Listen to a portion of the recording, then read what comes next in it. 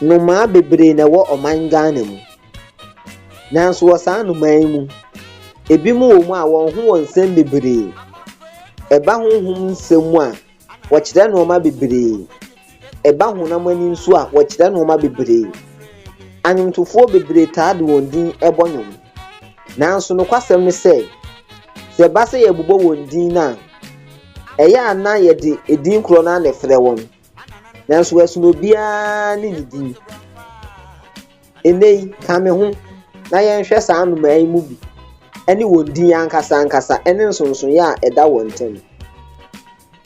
Ye di kan no ne brofo din ye frɛ se Red-headed weaver, Achim police, Little weaver, Achim, Maswell's black weaver, Achim Sibre.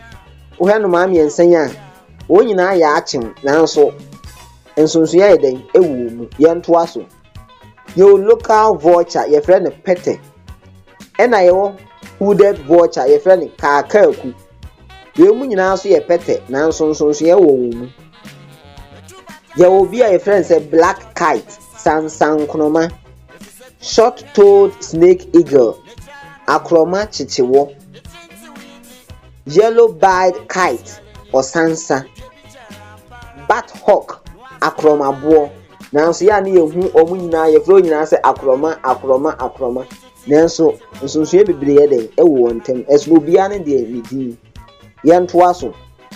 Scopes owl eye petuo. Eagle owl eye petuo busufo. Yemu nso eya na ye frɛ won nyina din kro nanso nsonso ye den ewo wontem. Pied crow ebi frɛ no akonkonan, ebi frɛ no anene, ena ebi nso frɛ no sɛ kwaa debi. Grey parrot ako papa, red-fronted parrot aru akwa. Uhewe mu nso a nsonso ye den edem nanso ya na ye frɛ won nyina akro sɛ ako. Tuodofo enem abubo won din ankasa a kyerɛ won. Da hoforo no ye sa besua bebree din ankasa e wose ye de frɛ won. Meda ase share na like na ma afoforo so enya bi nhwɛ.